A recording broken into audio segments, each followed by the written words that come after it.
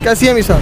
जी अल्हम्दुलिल्लाह ठीक ठाक। जैसे कि आपको पता ही होगा इंडिया में 9 रुपये पेट्रोल सस्ता होने जा रहा है या हो गया है और 6 रुपये डीजल सस्ता हुआ है जी। तो क्या वजह है कि वहाँ पे महंगाई कम हो रही है, पाकिस्तान में बढ़ती जा रही है? इंडिया अपनी आवाम का सोचता है और ये जो है ये अपने पेट के बारे में सोचते हैं। आवाम को कोई गर्ज नहीं है, इनको ना आवाम के बारे में सोच रहे हैं। अरे भाई मेरी बात सुने आप। अब हर आवाम जो है, हर जो हुक्मरान आता है हर मुल्क का, वो अपनी आवाम से प्यार करता है और अपना उनका मुल्क है, वो जो मर्ज़ी करें उधर। और जैसे मोदी है आप उधर, वो अपनी आवाम से प्यार करता है। उसने वो 10 रुपये करे, 20 रुपये करे, 30 रुपये करे, उसका हाँ कर सकता है। उसका अपना मुल्क है, वो चला रहा है। हमारे इधर मुल्क में देखें अब आप खुद ही चोर आते हैं खाने के लिए, मुल्क को आ जाते हैं। हर बंदा जो है ना परेशान है। डॉलर जो है वो उसको ना वो उकाब की परवाज़ करने लग पड़ा डॉलर। जैसे हमारा हमसाया मुल्क है इंडिया, वहाँ पे पेट्रोल 9 रुपये सस्ता हुआ है और डीजल 6 रुपये। वहाँ की गवर्नमेंट अपनी कौम को रिलीफ दे पा रही है, हम पाकिस्तानी क्यों नहीं अभी तक दे पा रहे? भाईजान यहाँ पे प्रोफेशनल चोर हैं या ये कहाँ पे आपको कम करेंगे? ये अपने लिए हैं, हमारे लिए थोड़ा आए हैं। उनकी गवर्नमेंट हमारी गवर्नमेंट का ज़मीन आसमान का फ़र्क है। बेशक वो हमारे दुश्मन मुल्क है, लेकिन उनकी जो है ना वो गवर्नमेंट अपनी पब्लिक के लिए फेयर है। और हमारी जो गवर्नमेंट है वो अल्हम्दुलिल्लाह बरतानिया में फ्लैट बनाने के लिए फेयर है। फ्लैट बनाने के लिए फिर तो कैसे इनको हमारी महंगाई कम हो सकती है? देखें ना, क्या हमारे पास इंडिया जैसे लीडर नहीं है या फिर हमारे पास जैसे आपने कहा कि चोर ही हैं? बस इनके लिए यही है कि इनके आगे हाथ जोड़ते हैं कि आप लंदन चले जाएं, वहाँ पे जहाँ पे इनका आपका मरना जीना वहाँ रहें, हमारी जान छोड़ दें। 40 साल से खा रहे हैं इस मुल्क को, अब बस कर दें, प्लीज़ बस कर दें। इस बच्चों के आने वाले बच्चों के मुस्तकबिल के लिए बस कर दें। परसों तरसों की बात है, उन्होंने 9 रुपये पेट्रोल में कम किए और 6 रुपये डीजल में कम किया। जाहिर सी बात है, देखिए आप बच्चे तो आप भी नहीं, बच्चे हम भी नहीं हैं। गरीब आदमी भी चीज़ को समझता है और अमीर आदमी भी समझता है, सरमायादार भी समझता है और कंगाल बंदा भी समझता है इस चीज़ को कि दूसरे ममालिक में चीज़ जो है ना कम रेट, मज़ीद कम उसमें महंगाई हो रही है, उसमें रेट कम किए जा रहे हैं। उसकी वजह क्या है? वजह ये है कि रूस के साथ मुआहदा किया था पाकिस्तान ने भी और इंडिया ने भी। उसी से गैस लेंगे, उसी से तेल लेंगे तो सस्ता मिलेगा हमें। लेकिन ये अब नई हुकूमत आएगी, इन्होंने वो मुआहदा कैंसिल कर दिया, हमें खाक सस्ता मिलेगा। मुल्क के मफाद के लिए काम होना चाहिए, पार्टी को कोई भी हो, लेकिन मुल्क के मफाद को देखना चाहिए। मफादात क्या है हमारे मुल्क के? बस पाकिस्तान में जो है ना हमारे पॉलिटिशियन वो ही आपस में इत्तेफाक नहीं कर रहे, इसलिए हमारे मुल्क में महंगाई हो रही है। अगर हमारे मुल्क में इत्तेफाक, सुकून, अमन आ जाए तो सब कुछ सही हो जाएगा। तो देखें ना, जैसे इंडिया और पाकिस्तान एक साथ आज़ाद हुए थे, वो हमसे सक्सेसफुल जा रहे हैं, हम क्यों दबते जा रहे हैं? बस यही है ना कि हम लोगों में वो चीज़ नहीं है। एक कहता है मैंने आगे जाना है, वो गरीब को खा रहा है। दूसरा कहता है मैंने आगे जा रहा है, वो गरीब का माल लूट रहा है। अमीरों तो बैठे हुए हैं अपने घरों में, लेकिन पिस रहा है गरीब बेचारा। तो इंडिया कैसे सक्सेसफुल हो गया इतना? इंडिया इसलिए सक्सेसफुल गया, उनमें फिर थोड़ा सा खुदा का, चलो वो मानने वाले नहीं हैं, लेकिन उनके अंदर इंसानियत नाम की कोई चीज़ होगी, इसलिए सक्सेसफुल है। आते साथ ही आटा 200-250 रुपये थोड़ा महंगा हो गया। अब वो कह रहे हैं कि पेट्रोल भी 260 रुपये हो जाएगा और हर चीज़ महंगी कर रहे हैं। तो ये सिर्फ अपने केस ख़त्म करने आए हैं, बाकी इनका कोई भी नहीं आवाम से लेना देना। आपके ख्याल में हमारी फॉरेन पॉलिसी ज़्यादा स्ट्रॉन्ग है या फिर इंडिया की है? इंडिया की स्ट्रॉन्ग है यार। आप वो देख लो, रूस से असला ख़रीद रहे हैं, वो नापाबंदी से डरते हैं। वो इंडिया से भी दोस्ती, अमेरिका से भी दोस्ती करते हैं, रूस से भी करते हैं। अमेरिका उनको मना नहीं करता। हमें क्यों मना करता? कि हमारी शुरू से ही फॉरेन पॉलिसी जो सी है वो आज़ाद ही नहीं है। इंडिया अपने मुल्क को, अपनी आवाम को रिलीफ दे रहा है, हमारी आवाम ये नहीं दे रही है। हमें रिलेशनशिप जो सी है ना सब मुल्कों से ठीक करने चाहिए, ठीक है ना। कारोबार होना चाहिए, हर मुल्क से होना चाहिए, इंडिया से भी होना चाहिए। अगर वो हमारे साथ कारोबार करते हैं तो कोई इसमें बुराई नहीं है। तो आपके ख्याल में ये सारी महंगाई का वजह हमारी गवर्नमेंट है या हमारी आवाम है? क्योंकि हमारी आवाम ही ऐसे लीडर चूज़ करती है और बाद में उन्हीं को ही उतारने के लिए सारे कैंपेन करती है। मुझे आप ये बताएं, ये जो अभी मौजूदा आपके हमारे वज़ीर आज़म हैं, कौन सी आवाम ने इनको चॉइस किया है? आवाम ने नहीं किया, ये तो हमारे इदारों ने इनको चॉइस किया है।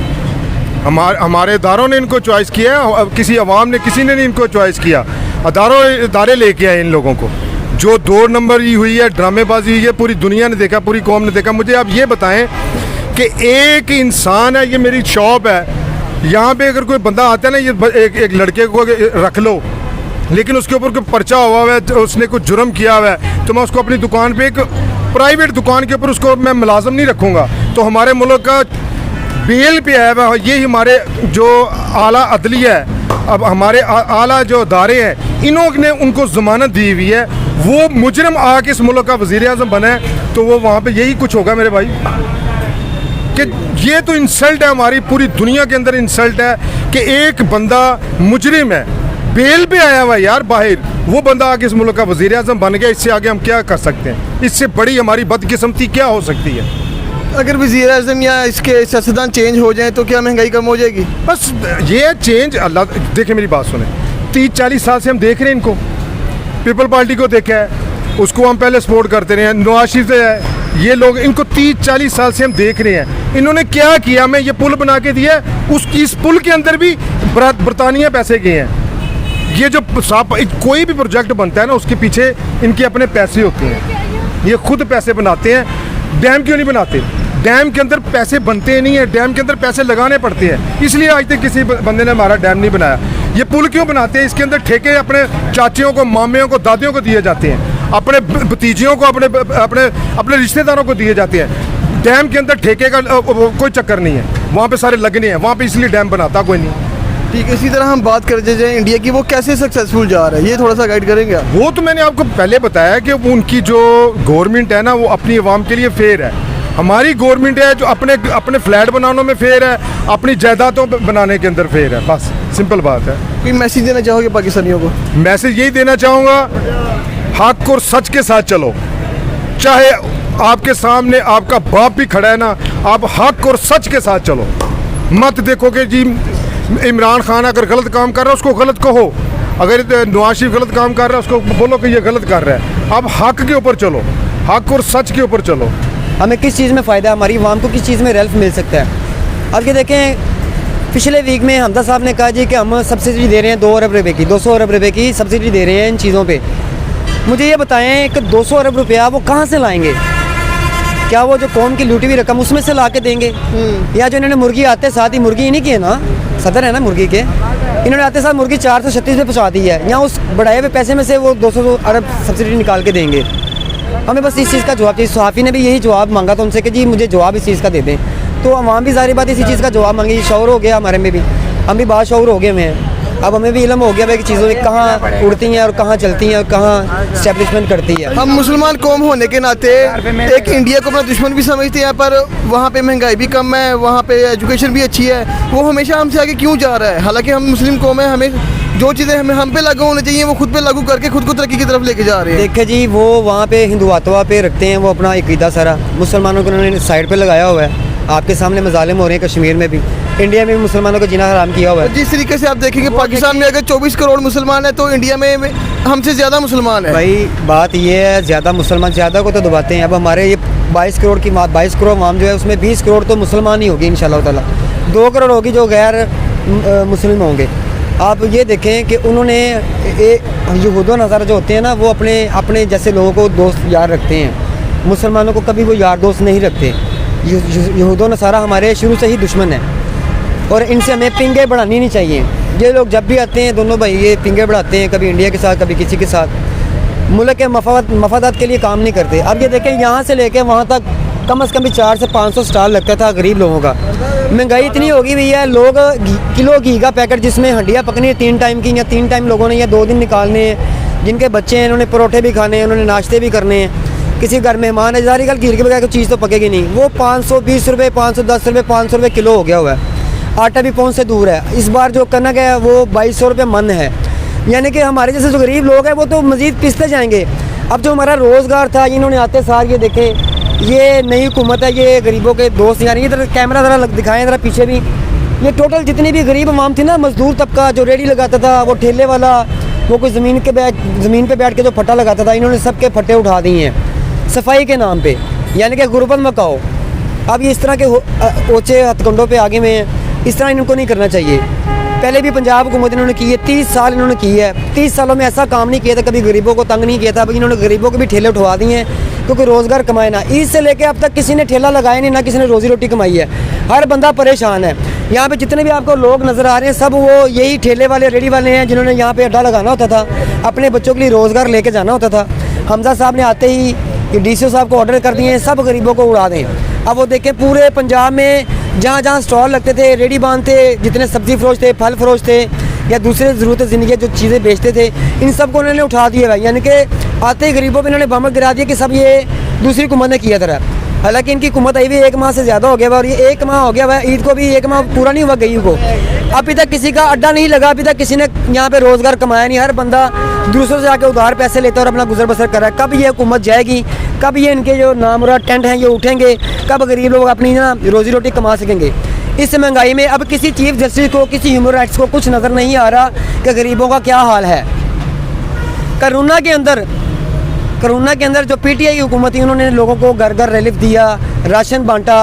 2 साल उन्होंने वो जो स्कीम निकाली थी एहसास प्रोग्राम के तहत, गरीबों को उन्होंने पैसा दिया। क्या वो खा गए हैं? क्या उन्होंने चोरी कर लिया है या बाहर के बैंक में उनके पैसे पड़े हुए हैं? जिनके पड़े हुए उनको अब मुल्क में पैसे वापस लाने चाहिए इज़्ज़त आबरू के साथ, और मुल्क को वो पैसा वापस करा के IMF से जान छुड़वानी चाहिए। उसका सूद बढ़ता जा रहा है, वो हम दसते जा रहे हैं। हर बंदा जो है ना परेशान है। डॉलर जो है वो उसको ना वो उकाब की परवाज़ करने लग पड़ा डॉलर। इनके यही ओचे अटकंदे रहे ज़ोरदारी साहब और ये शोबाज साहब, ये जो ये पार्टियाँ जितनी है ना, ये मुल्क के लिए मफादात के लिए नहीं काम कर रही, इस वक्त मुल्क को नुकसान देने के लिए काम कर रही हैं। ये वही लोग हैं जो माजी में एक दूसरे को बुरा भला कहते थे, अब ये इकट्ठे मिल बैठ के बांट रहे हैं चीज़ें, मिल बैठ के बैठ गए हुए हैं और चीज़ें बांट रहे हैं, वजारतें बांट रहे हैं। और देखें क्या इनके काम है। अब पूरी दुनिया देख रही है, पूरी कौम देख रही है, कौन सच्चा है कौन झूठा है आने वाला वक्त ही बताएगा।